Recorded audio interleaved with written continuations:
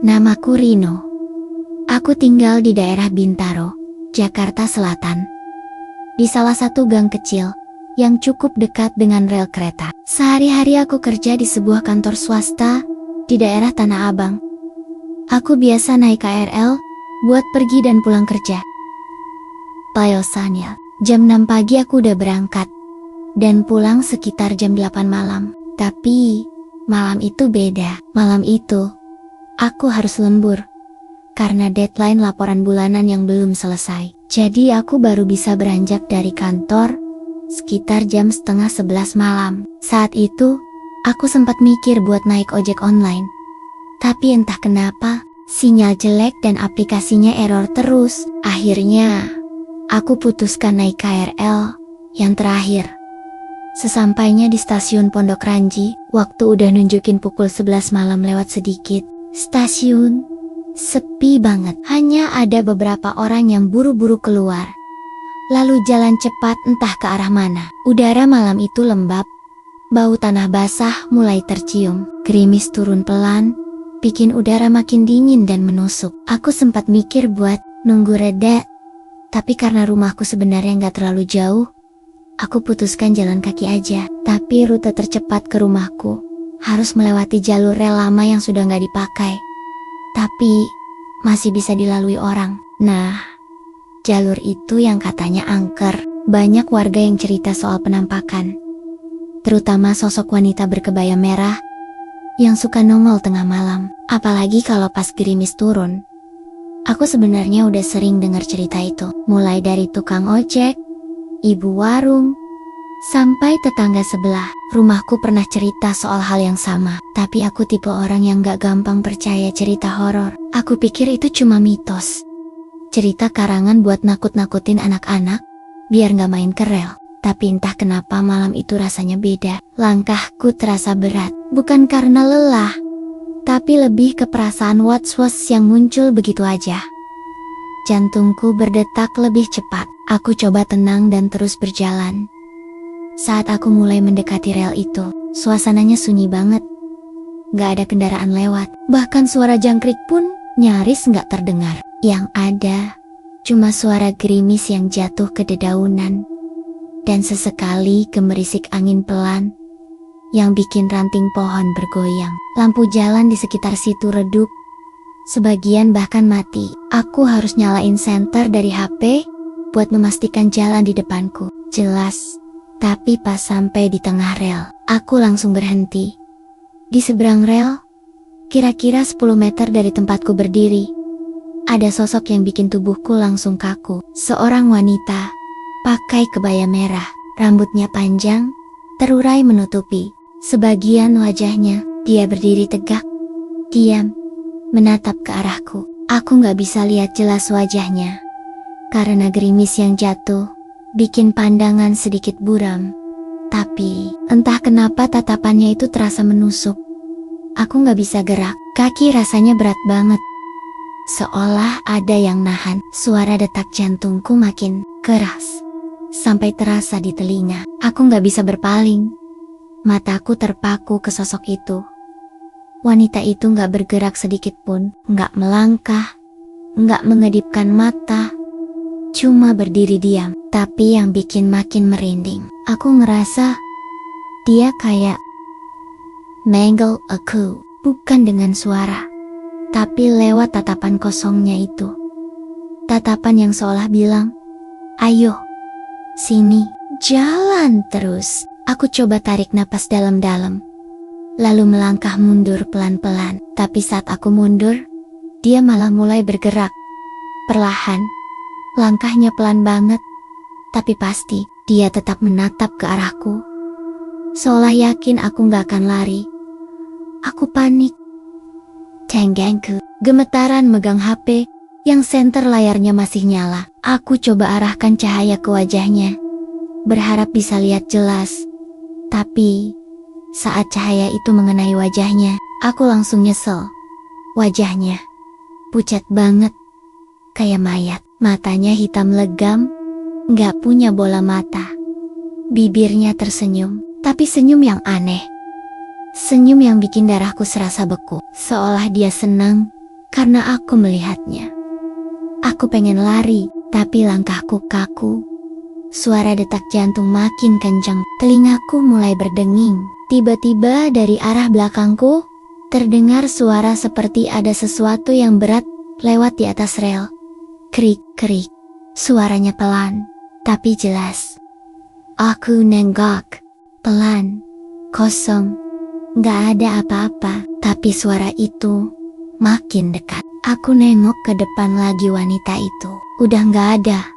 Kosong. Jalanan sepi. Aku langsung mundur beberapa langkah dan duduk terjatuh di pinggir rel. Nafasku enggos-enggosan. Aku coba tatap sekeliling. Gak ada siapa-siapa, tapi anehnya, suara langkah kaki masih terdengar, seperti banyak orang sedang berjalan pelan di atas rel. Padahal rel itu kosong, dan anehnya lagi, tanah di sekitar tempat aku duduk mulai terasa dingin, bukan dingin biasa, dingin yang menusuk sampai ke tulang. Aku coba bangkit berdiri, tapi tubuhku lemas. HP-ku jatuh ke tanah, layarnya mati, senter padam, gelap. Aku duduk, bersandar di tiang besi kecil dekat rel, sambil coba atur napas. Aku mikir, keras apa ini halusinasi karena capek kerja? Tapi semuanya terasa terlalu nyata, terlalu jelas. Bahkan aroma dari wanita itu masih tercium, campuran antara bunga melati dan bau tanah basah yang busuk. Perutku mual, aku ingin muntah, tapi gak bisa. Di tengah keheningan itu, tiba-tiba terdengar suara pelan, halus, seperti bisikan di telinga kananku. Kenapa buru-buru pulang? Masih ada yang mau ketemu? Aku refleks, nengok ke kanan, enggak ada siapa-siapa, tapi bisikan itu jelas banget. Suaranya lembut, tapi penuh ancaman. Aku berdiri dengan sisa tenaga yang ada, dan langsung lari tanpa mikir. Aku gak peduli lagi sama licinnya jalan. Aku cuma ingin cepat sampai rumah. Begitu sampai rumah, aku langsung masuk tanpa menoleh ke belakang. Lalu kunci pintu rapat-rapat. Malam itu aku gak tidur sama sekali. Tubuhku gemetar semalaman. Dan sejak kejadian itu, setiap lewat rel itu, meskipun siang hari, aku selalu merasakan tatapan yang sama. Tatapan kosong dari kejauhan, seolah ada yang terus memperhatikan. Seolah dia masih di sana, menunggu. Keesokan harinya, aku bangun dengan tubuh lemas, kepala pusing, mata merah, karena semalaman gak tidur. Suara bisikan itu masih terngiang jelas di telinga. Masih ada yang mau ketemu. Kalimat itu seperti tertanam di dalam kepalaku. Bahkan saat aku mencoba fokus buat siap-siap kerja, suara itu tetap berputar-putar. Aku coba anggap itu cuma efek kelelahan. Tapi saat buka pintu rumah, aku langsung ngerasa ada yang salah. Di depan pagar rumahku, ada bunga melati berserakan. Padahal, aku gak pernah punya tanaman itu. Bahkan, tetangga sebelah juga gak punya. Aromanya kuat banget, bukan aroma wangi yang menenangkan, tapi justru bikin mual dan pusing. Seperti bau melati yang dicampur dengan sesuatu yang busuk dan anyir. Aku langsung mundur. Gak jadi berangkat kerja. Aku izin lewat pesan ke atasan kalau lagi gak enak badan. Setelah itu, aku mengurung diri di kamar, nyalain TV biar gak terlalu sunyi. Tapi pikiranku tetap ke kejadian semalam. Aku masih bisa bayangin jelas wajah wanita berkebaya merah itu, senyumnya, tatapannya, dan suara lengkelengka yang gak kelihatan bentuknya. Siang itu, tiba-tiba HP-ku berdering. Nomor gak dikenal. Awalnya aku ragu mau angkat, tapi karena penasaran, akhirnya aku tekan tombol hijau. Mas Rino, suara perempuan di seberang. Lembut, tapi agak berat. Iya, ini siapa ya? Saya Retno, dari RW. Tadi pagi ada ibu-ibu yang cerita, katanya Mas Rino semalam pingsan di dekat rel. Aku langsung kaget. Loh, saya nggak pingsan, Bu. Saya cuma... Ya sempat duduk karena takut, tapi katanya sempat ditolongin sama Pak Slamet. Beliau juga bilang ini bukan pertama kalinya. Banyak warga yang lihat hal aneh di rel itu. Aku diem, gak tahu harus jawab apa. Ibu itu lanjut bicara. Kalau boleh, malam ini ikut pengajian di musola ya, Mas. Biasanya orang-orang yang ngalamin kejadian begitu, kalau nggak segera didoakan, suka kebawa mimpi buruk terus. Aku cuma bisa jawab, iya Bu, nanti saya usahakan. Setelah telepon ditutup, rasa takutku justru makin besar. Berarti, bukan cuma aku yang ngalamin, dan kalau sampai ada orang yang kebawa mimpi buruk terus, itu berarti ini bukan gangguan biasa. Malamnya, aku coba ikut pengajian di musola kecil. Dekat Rama, beberapa orang menatapku dengan pandangan penuh rasa penasaran. Kayaknya mereka udah denger cerita soal aku. Seorang bapak tua, Pak Slamet, mendekat setelah acara selesai. Dia ngajak aku duduk di teras musola, ditemani secangkir teh hangat.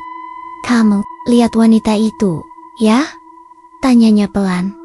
Aku kaget. Bapak tahu, dia mengangguk pelan. Udah banyak yang lihat, tapi nggak semua selamat. Jantungku langsung berdegup kencang. Dulu, tahun 87, ada kecelakaan kereta di jalur itu. Banyak yang meninggal. Salah satunya, katanya, seorang wanita muda yang naik kereta malam terakhir dari Tanah Abang. Pakai kebaya merah, mau pulang dari nikahan saudaranya. Tapi kereta itu tabrakan sama kereta barang. Aku cuma bisa menyimak dengan leher terasa kaku. Pak Slamet melanjutkan. Mayatnya dulu susah ditemukan. Katanya kepalanya terpental jauh. Dan bagian tubuh lainnya tersebar di rel. Keluarganya cuma bisa ngubur bagian yang ketemu. Sejak saat itu, penampakan wanita berkebaya merah sering muncul. Dia suka muncul kalau hujan gerimis, pas malam. Dan yang paling parah, dia suka nyasar ke orang-orang yang lelah, pikiran kosong, dan jalan sendirian. Aku tercekat. Itu persis kondisiku semalam. Kalau kamu dengar bisikan, lanjut Pak Slamet, jangan ditanggapi. Dan jangan pernah nengok ke arah suara itu. Karena katanya, itu bukan cuma panggilan, itu undangan. Undangan kemana Pak? Ke dunia mereka. Aku langsung merinding. Bulu kuduku berdiri semua, rasanya pengen buru-buru pulang dan selimutan sampai kepala. Sebelum aku pamit, Pak Slamet kasih aku selembar kertas kecil, yang di dalamnya berisi potongan ayat dan doa, katanya. Baca ini tiap malam sebelum tidur, jangan lupa juga sholat dan jangan terlalu banyak mikir yang aneh-aneh. Aku pulang dengan kepala penuh pikiran, tapi jujur aja, malam itu aku masih takut. Aku tidur dengan lampu menyala, semua pintu dikunci, dan TV dibiarkan menyala kecil untuk hiburan. Aku baca doa seperti yang dikasih Pak Slamet. Tapi tetap aja, saat aku hampir tertidur, aku dengar suara bisikan itu lagi. Kali ini lebih jelas. Kamu masih di sini? Kukira udah siap ikut. Aku langsung bangun, duduk, napas ngos-ngosan, peluh dingin mengalir dari dahi. Tapi kamar kosong. Nggak ada siapa-siapa, cuma aku.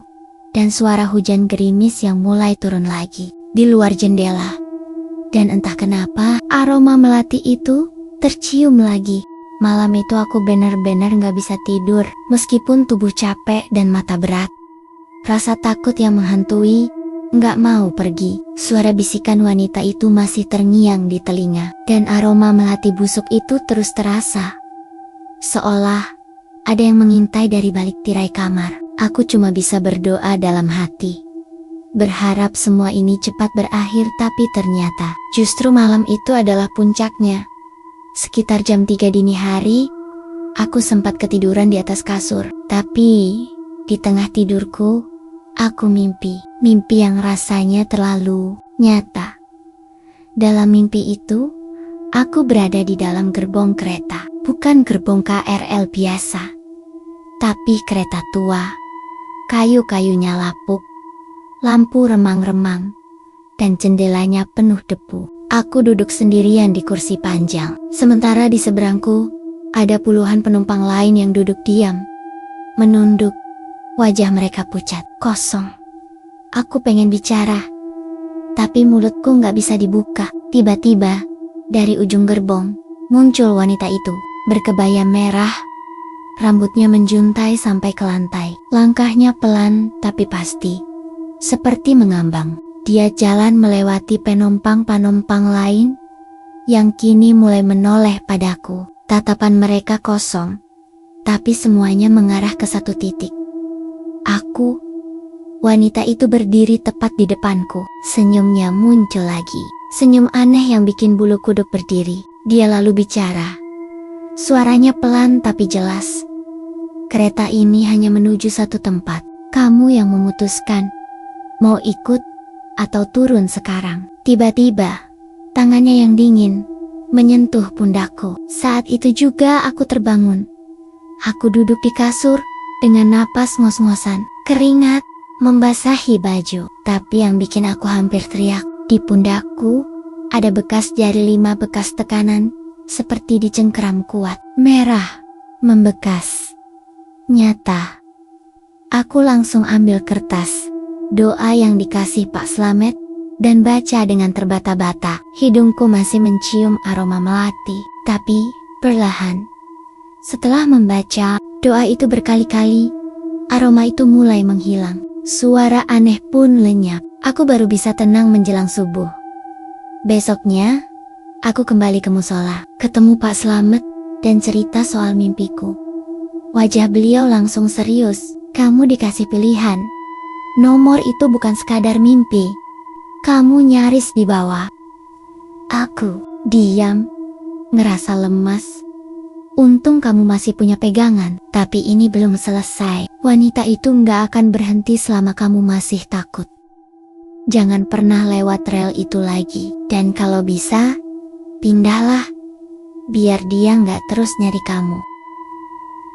Beberapa hari kemudian, aku benar-benar pindah kos ke daerah lain, jauh dari rel, jauh dari jalur kereta. Sejak itu, gangguan mulai mereda. Tapi setiap kali aku dengar suara kereta malam lewat, aku masih merinding. Takut kalau suatu saat, kereta tua itu muncul lagi bukan di mimpi, tapi di dunia nyata. Dan wanita berkebaya merah itu masih menunggu di antara suara gerimis dan rel yang sepi, menunggu penumpang yang lelah untuk diajak pergi ke dunia lain.